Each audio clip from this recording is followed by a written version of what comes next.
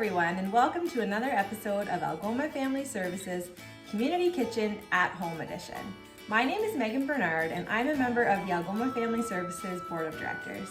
The Board of Directors are volunteers from across the community who come together to help guide AFS as they achieve their mission of providing extraordinary services. One awesome example of these extraordinary services include this community kitchen. So I really want to give a big shout out to Joanna and her other guest stars and her whole team in producing these videos. It's not easy, for sure. I'm a little nervous myself, and you guys have done an extraordinary job. So I'm looking really forward to trying my hand at showing you my recipe, which is for some Greek turkey burgers. I'm also a registered dietitian by background, so there'll be just a few nutrition tips here and there, but I haven't done any food demonstrations in a long time, so hopefully you'll stick with me if I'm a little rusty. I'm going to start. My hands are cleaned in warm soapy water for 20 seconds already off camera, so we're ready to begin. For this recipe, definitely make sure you're not wearing any rings, any hair elastics, anything on your hands, because there is the risk of salmonella, and we want to make sure we just keep everything as clean as possible when we're working with raw poultry.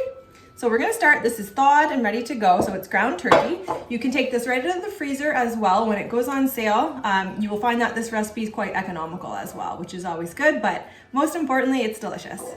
So we're going to start with our turkey. From there, we're going to add 1 cup of frozen spinach with the water pressed out, just in some clean paper towels. I actually had some fresh spinach kind of on its last days, so if you have some spinach to use up, you can certainly cook it down a little bit in a pan for just about a minute, and then you can squeeze the water out just the same and use that. So definitely a good recipe for when maybe you bought a little more spinach than you ended up using. But we're just gonna put that in the clean paper towels and just squeeze the water out. And because I used fresh, there's not quite as much liquid as you would get from the frozen. So we will put that in with our ground turkey. Next, we're gonna add a 1/2 cup of feta cheese. I just used a block of feta chopped up into some small chunks. You can also use the pre-shredded as well. And you can kind of see behind here, my golden retriever Ranger is very interested in what I'm doing. I think he smells the turkey. So once my hands are cleaned again, we can maybe show you Ranger. So put in the feta cheese. It is a good idea to have everything kind of portioned out when you're doing this, if you don't have someone that you live with or someone to help, because once you touch the ground turkey, when it's raw, you don't want to go and be touching your spices or anything like that. So I do have everything kind of portioned out here. So we're going to add 1/2 teaspoon of garlic powder, 1/2 teaspoon of oregano, and 1/4 teaspoon each salt and pepper. So once those are in there, you're just going to use your hands. Like I said, you've already washed your hands. I have my plate right here, so I don't have to go digging in the cupboard once I have the raw turkey in my hand. So it is good for this one just to kind of set things up. Then you can make your burgers, wash your hands, and then you can move on to barbecuing them. You can also do these in the oven if you don't have the barbecue to use year round. And you could even do them in a pan. So we're gonna use a meat thermometer to check the temperature. And so regardless of your cooking method, you're looking to get them to 165 degrees, and then you know they're safe to eat. So, like I said, we get a little bit messy, but we're just gonna mix these up. And once these are on the grill, I'm gonna make some tzatziki to top these with. And that's just a really quick and easy Greek dip. And I'm gonna use Greek yogurt, which adds extra protein. So there's tons of protein in this meal. Between the ground turkey and the Greek yogurt as well, you'll get some from the feta. And so you just wanna mix that through till everything's kind of dispersed evenly. This recipe makes 4 burgers, so just kind of pat your mixture down and then divide it into 4 and just form them into burgers. Just kind of estimate. Try to get them even. Sometimes you kind of have to borrow from one to make them all an even size. Borrow from one, give to the other, but we'll try.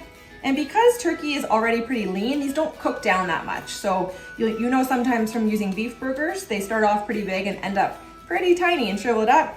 With these, they don't really shrivel up much, which is really nice. So you can see I got one done.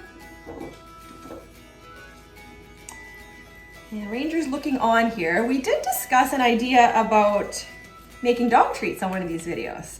So if that's something that you'd be interested in, just let us know in the comments.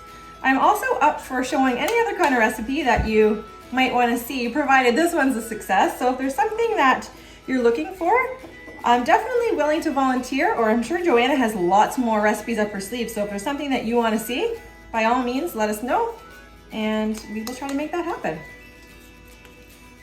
So from that, like I said, I do like these on the barbecue, but certainly in a cast iron pan would work. Okay, so my burgers are formed up. I'm gonna go wash my hands again, and then we'll get the barbecue going. Okay, so my hands are sanitized and cleaned again. So here's a version of the burgers from the top. And just because I promised, here is Ranger. Ranger is always right beside me when I'm working with food. So, okay, and we have the grill going at about medium. And we're just gonna throw those on. About 7 minutes per side, but we're gonna double check with the meat thermometer.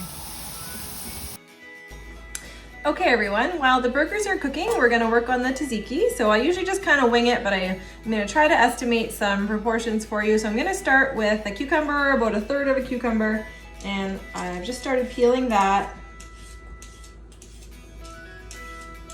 So we'll get most of the peeling off just so that it has more of a smoother consistency.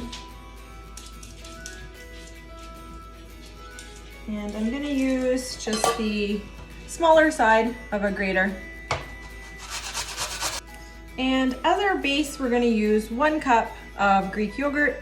I like the 5% for this use, but you can use whatever you have on hand or whatever you prefer. So we're gonna throw that in there. The Greek yogurt's quite thick, so I don't usually press any water out of the cucumbers. It's usually still a very good consistency. And then from there, we're gonna add a teaspoon of dried dill. You can certainly use fresh as well. Then a teaspoon of minced garlic. Again, you could use fresh, but this really keeps nicely in the fridge and you can kind of always have it on hand. And then from there, we're gonna add salt and pepper to taste, usually about 1/4 teaspoon of salt and some black pepper. And you can just stir that up. And you can let it sit. You can even make it in advance the day ahead if you want the flavors to really meld together, but I find it's good if you throw it together quick in a pinch as well. So now that that's mixed up, I'm gonna take this to the fridge and we're gonna go check out our burgers. As you can see, these are looking pretty good. I am going to check the temperature in kind of the thickest part. We're looking for 165 degrees and we can see that these have exceeded that, so these burgers are done.